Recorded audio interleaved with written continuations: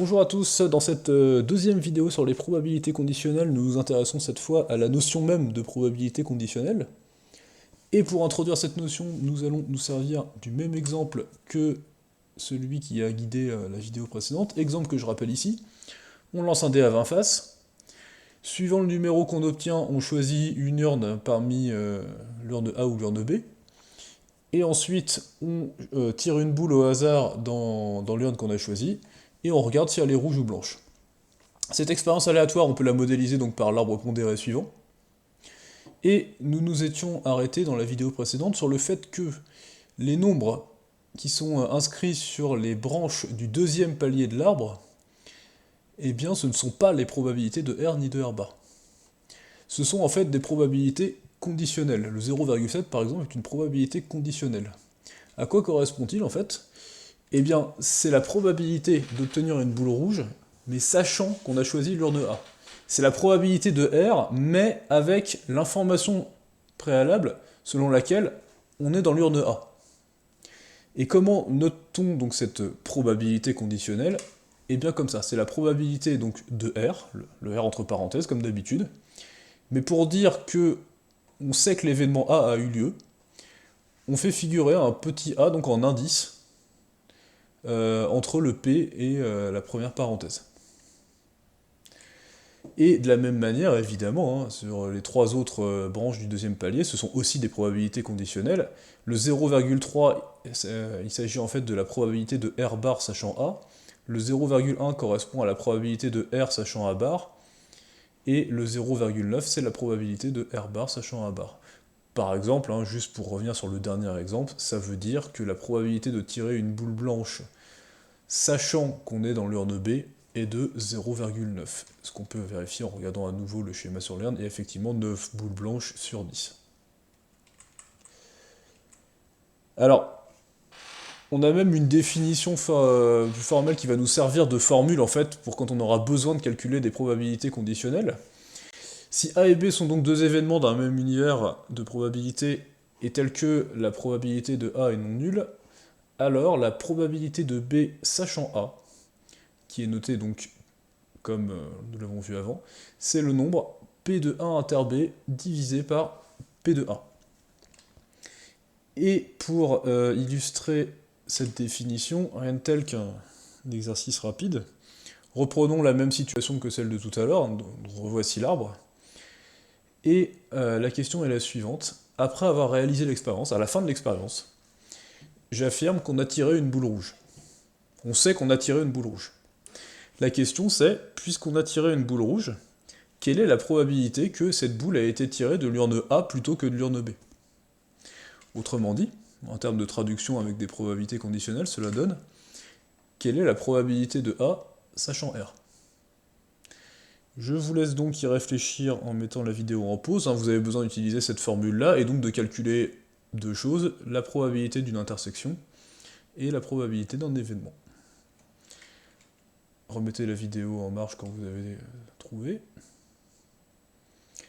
Et donc, la réponse, on nous demande de calculer P de A sachant R. En appliquant la formule, il s'agit donc de P de R inter A sur P de R, ce qui est la même chose que P de A inter R sur P de R, puisque le symbole d'intersection est ce qu'on appelle commutatif, on peut changer l'ordre comme on veut.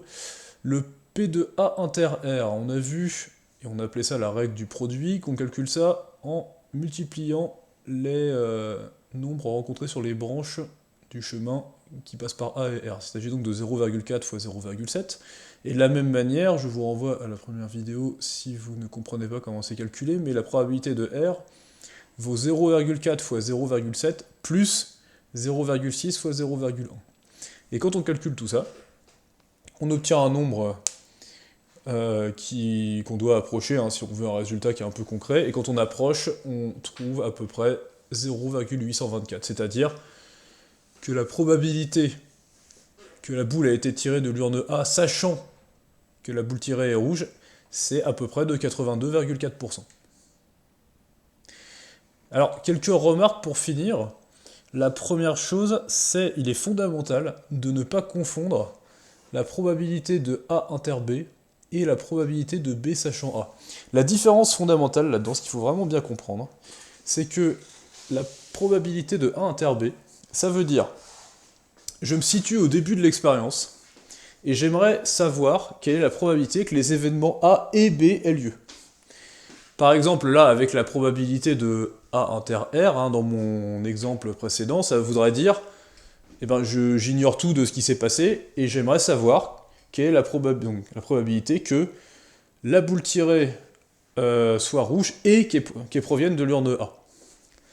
Tandis que P de B sachant A, ce qui est implicite là-dedans, c'est qu'il y a une information. On sait que l'événement A a eu lieu.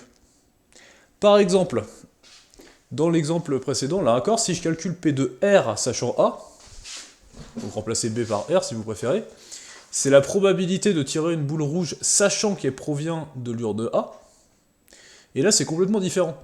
Et au passage, c'est très simple pour le coup, puisqu'il suffit donc de regarder à quoi ressemble l'urne A, donc sachant que la boule provient de l'urne A, quelle est la probabilité qu'elle soit rouge, et ben c'est 0,7, c'est en fait le nombre qui figure ici. Et d'ailleurs, ici, donc, dans cet exemple-là, la probabilité de A inter R est de 0,28, d'après ce qu'on a calculé, la probabilité de R sachant A, nous venons de le dire, est de 0,7, et la probabilité de A sachant R, c'est l'exercice que nous avons fait juste avant, est de 0,824. Donc ce sont trois choses très différentes.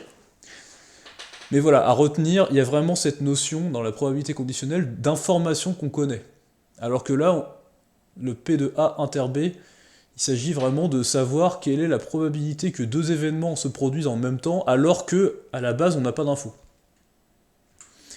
Il y a la deuxième remarque importante, c'est que si on reprend la formule donc dans la définition de tout à l'heure, et qu'on multiplie par P de A de chaque côté de l'égalité, donc autrement dit qu'on passe le P de A à gauche hein, en faisant une multiplication, on obtient que P de A inter B est égal à P de A fois P de B sachant A.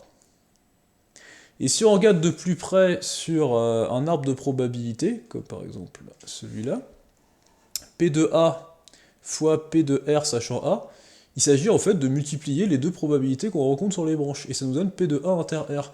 Autrement dit, cette formule que vous voyez là, P de A inter B égale P de A fois P de B sachant A, c'est juste une version plus formelle de ce qu'on appelle la règle du produit, qu'on a utilisé d'ailleurs dans l'exercice précédent pour trouver le P de A inter R égale 0,28.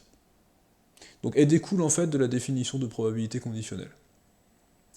Et en particulier, ce qui est très important de retenir, c'est que cette formule-là est toujours vraie, mais ce qui est quasiment toujours faux, par contre, c'est de dire que P de A inter B est égal à P de A fois P de B. C'est une erreur très classique de penser que ceci est vrai, et c'est, je répète, en général complètement faux. Ce qui est vrai, cette formule devient vraie si on remplace le P de B par P de B sachant A. Voilà qui conclut donc cette vidéo. Je vous dis au revoir et à bientôt.